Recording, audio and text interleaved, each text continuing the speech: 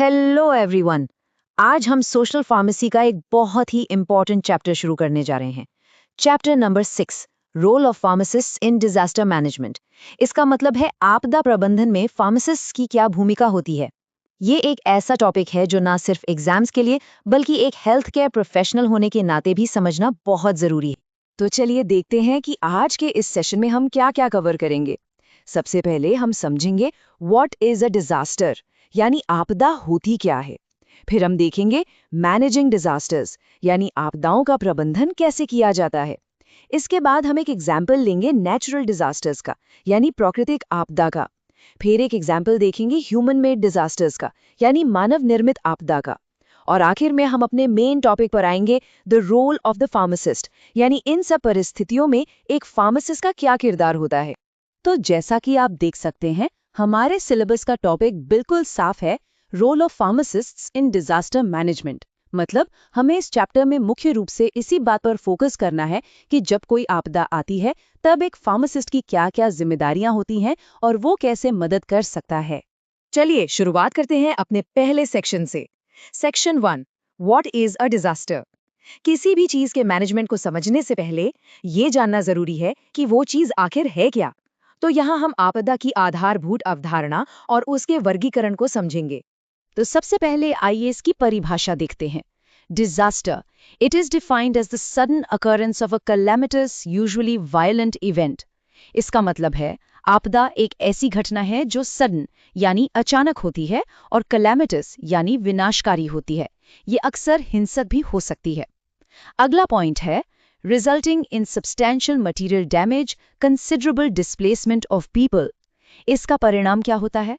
भारी मात्रा में मटेरियल डैमेज यानी माल असबाब का नुकसान होता है और डिस्प्लेसमेंट ऑफ पीपल यानी बड़ी संख्या में लोग बेघर हो जाते हैं, उन्हें अपनी जगह छोड़नी पड़ती है। अब दूसरी परिभाषा देखते हैं, नेचुरल और man made. Wars or civil disorder and pandemics have devastating effect on the lives of millions of people each year. इसका मतलब है कि आपदाएं या तो प्राकृतिक हो सकती हैं या मानव निर्मित, जैसे युद्ध या महामारी, और ये हर साल लाखों लोगों के जीवन पर विनाशकारी प्रभाव डालती हैं। आखिरी पॉइंट है economic dislocation, collapse of political structures, terrorism, conflict, climate change, and mass population displacements are man-made disasters that also are increasing in impact. आर्थिक अव्यवस्था का बिगड़ना, राजनीतिक ढांचे का टूट जाना, आतंकवाद, संघर्ष, जलवायु परिवर्तन और लोगों का बड़े पैमाने पर एक जगह से दूसरी जगह जाना, ये सब मानव निर्मित आपदाएं हैं जिनका प्रभाव दिन ब दिन बढ़ता जा रहा है। अब हम देखते हैं टाइप्स ऑफ डिजास्टर्स। यहाँ इस फ्लो चार्ट में आपदाओं को मुख्य रूप से दो भागों में बांटा गया है। पहला है 1, नेचुरल डिजास्टर्स, यानी प्राकृतिक आपदाएं। These include events such as earthquakes, floods, hurricanes, tornadoes, volcanic eruptions, landslides, tsunamis, and droughts. इसका मतलब इसमें वो घटनाएं आती हैं जो प्रकृति के कारण होती हैं, जैसे कि भूकंप, बाढ़, तूफान, बवंडर, ज्वालामुखी का फटना, जमीन का खिसकना, सुनामी और सूखा। अब दूसरी तरफ है 2, ह्यूमन मेड डिजास्टर्स। इसे मैन मेड या एंथ्रोपोजेनिक डिजास्टर्स भी कहते हैं। इसका मतलब है इंसानों द्वारा पैदा की गई आपदाएं। These include events like industrial accidents, fires, nuclear explosions/radiation, chemical spills, and acts of terrorism. इसमें क्या-क्या आता है? औद्योगिक दुर्घटनाएं, जैसे किसी फैक्ट्री में गैस लीक हो जाना, आग लगना, परमाणु विस्फोट या रेडिएशन का फैलना, रासायनिक रिसाव और आतंकवादी हमले। तो अब जब हम समझ चुके हैं कि आपदा क्या है और कितने प्रकार की होती है, अब हम अपने अगले सेक्शन पर चलते हैं। Section 2, managing disasters. इस सेक्शन में हम ये समझेंगे कि आपदा प्रबंधन यानी डिजास्टर मैनेजमेंट प्लान की क्या-क्या फायदे होते हैं। Advantages of disaster management. आइए इसके फायदे देखते हैं। सबसे पहला और सबसे महत्वपूर्ण फायदा है saves lives. Effective disaster management can save peoples lives. इसका मतलब है कि अगर हमारे पास एक प्रभावी आपदा प्रबंधन है तो हम लोगों की जान बचा सकते हैं। For example, a timely warning about an incoming tsunami can allow people to reach safety. जैसे अगर सुनामी आने से पहले ही समय पर चेतावनी मिल जाए तो लोगों को सुरक्षित जगह पर पहुंचने का वक्त मिल जाता है, जिससे उनकी जान बच सकती है।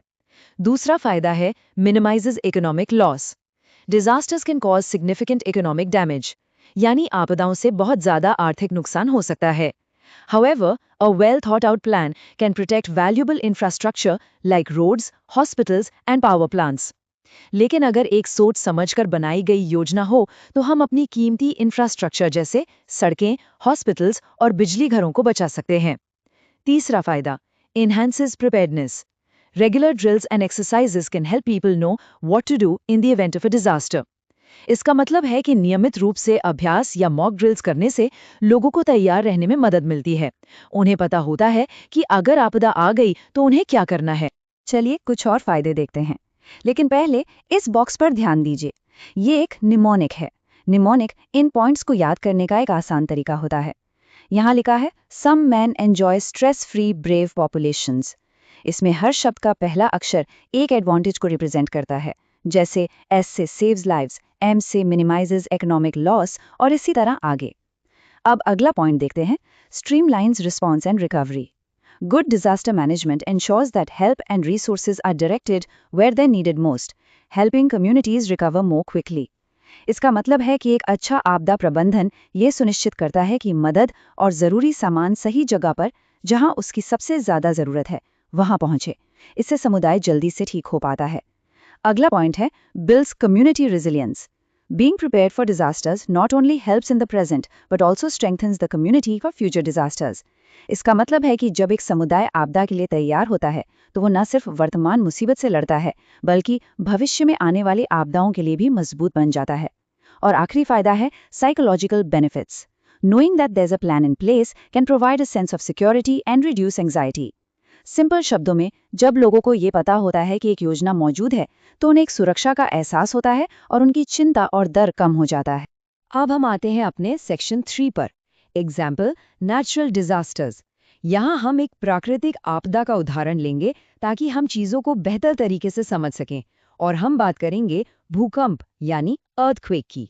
Earthquake, natural. सबसे पहले इसकी परिभाषा। An earthquake is a sudden shaking or trembling of the Earth's surface caused by a sudden release of energy within the Earth's crust. इसका मतलब है कि भूकंप पृथ्वी की सतह का अचानक से हिलना या कांपना है। ये इसलिए होता है क्योंकि पृथ्वी के अंदर से अचानक ऊर्जा निकलती है। This release of energy generates seismic waves, commonly known as say waves. जब ये ऊर्जा निकलती है तो उससे seismic तरंगे पैदा होती हैं। अब इसके कॉजेज यानी कारण देखते हैं। Earthquakes occur due to sudden tectonic movements within the Earth's crust. यानी भूकंप पृथ्वी की परत के अंदर होने वाली टेक्टोनिक गतिविधियों के कारण आते हैं। The Earth's crust is divided into large sections called tectonic plates. अब इस डायग्राम को देखिए। हमारी पृथ्वी की जो ऊपरी सतह है वो कई बड़े-बड़े टुकड़ों में बटी हुई है जिन्हें हम टेक्टोनिक प्लेट्स कहते हैं। जब ये प्लेट्स, जिनके बीच की दरार को फॉल्ट लाइन कहते हैं, आपस में टकराती हैं या सरकती हैं, तब अचानक से बहुत सारी एनर्जी रिलीज होती है और वही एनर्जी जमीन में कंपन पैदा करती है जिसे हम भूकंप कहते हैं। अब देखते हैं इफेक्ट्स ऑफ अर्थक्वेक्स यानी भूकंप के क्या-क्या प्रभाव हो सकते हैं। पहला है ground shaking, the most noticeable effect ranging from mild tremors to violent movements that can topple buildings and trigger landslides, यानी जमीन का हिलना। ये सबसे आम प्रभाव है। कभी हल्के झटके होते हैं तो कभी इतने तेज की इमारतें तक गिर जाती हैं। दूसरा है tsunamis, powerful waves generated by underwater earthquakes that can devastate coastal communities. इसका मतलब है कि जब भूकंप समुद्र के अंदर आता है तो उससे बहुत विशाल लहरें पैदा होती हैं जो तटीय इलाकों में भारी तबाही मचा सकती हैं। तीसरा है liquefaction. Saturated ground can turn to liquid during strong shaking, causing buildings to sink and infrastructure to fail. इसका मतलब है कि तेज झटकों के दौरान जमीन जिसमें पानी होता है वो अचानक द्रव्य या लिक्विड जैसी बन जाती है। इसकी वजह से बड़ी-बड़ी इमारतें जमीन में धंस जाती हैं। और चौथा है aftershocks, smaller earthquakes that follow the main event posing an ongoing threat. इसका मतलब है बड़े भूकंप के बाद आने वाले छोटे-छोटे झटके जिनसे खतरा बना रहता है। अब सबसे जरूरी बात, what to do during an earthquake, यानी भूकंप के दौरान क्या करना चाहिए। सबसे पहला नियम है stay calm. It's important to remain calm during an earthquake. Panic can lead to accidents. मतलब सबसे जरूरी है कि शांत रहें। घबराहट में अक्सर दुर्घटनाएं हो जाती हैं। दूसरा है indoor safety. If you are indoors, stay inside. Find a safe place such as under a sturdy piece of furniture. यानी अगर आप घर के अंदर हैं तो अंदर ही रहें, किसी मजबूत फर्नीचर जैसे टेबल के नीचे छुप जाएं। तीसरा, outdoor safety. If you're outside, find an open space away from buildings, trees, street lights and utility wires. और अगर आप बाहर हैं तो किसी खुली जगह पर चले जाएं, इमारतों, पेड़ों और बिजली के तारों से दूर। चौथा, driving during an earthquake. If you're driving, pull over to a safe spot, stay in your car until the shaking stops. अगर आप गाड़ी चला रहे हैं तो गाड़ी को साइड में एक सुरक्षित जगह पर रोक लें और झटके रुकने तक गाड़ी के अंदर ही बैठे रहें। चलिए कुछ और जरूरी निर्देश देखते हैं। Avoid using flames. Don't use matches, candles, or any flame during or after the earthquake due to potential gas leaks. इसका मतलब है कि भूकंप के दौरान या बाद में माचिस, मोमबत्ती या आग जलाने वाली कोई भी चीज इस्तेमाल ना करें क्योंकि गैस लीक का खतरा हो सकता है। अगला निर्देश है If in bed. If you are in bed when an earthquake starts, do not get out of bed. Instead, lie face down to protect vital organs and cover your head and neck with a pillow. मतलब अगर आप भूकंप के वक्त बिस्तर पर हैं तो बिस्तर से उठ रहे नहीं, बल्कि पेट के बल लेट जाएं और अपने सिर और गर्दन को तकिए से ढक लें।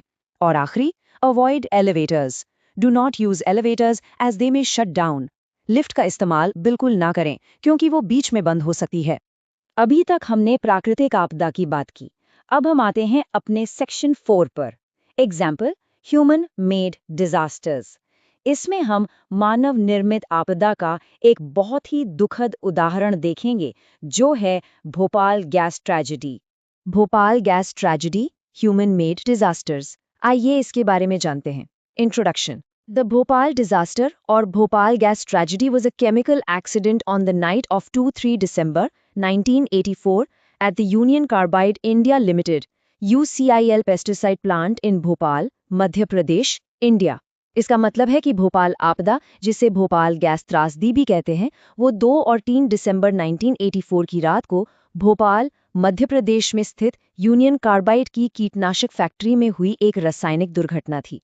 Over 500,000 logs were exposed to the highly toxic gas methyl isocyanide (MIC). इसमें 5 लाख से भी ज्यादा लोग मिथाइल आइसोसाइनाइड यानी MIC नाम की एक बहुत ही जहरीली गैस के संपर्क में आ गए थे। The official immediate death toll was 2,259. सरकारी आंकड़ों के मुताबिक इस घटना में तुरंत 2,259 लोगों की मौत हो गई थी। In 2008, the government of Madhya Pradesh had paid compensation to the family members of 3,787 victims killed in the gas release and to 5,74,366 injured victims. और साल 2008 में मध्य प्रदेश सरकार ने 3,787 मृतकों के परिवारों को और 5,74,366 घायल लोगों को मुआवजा दिया था।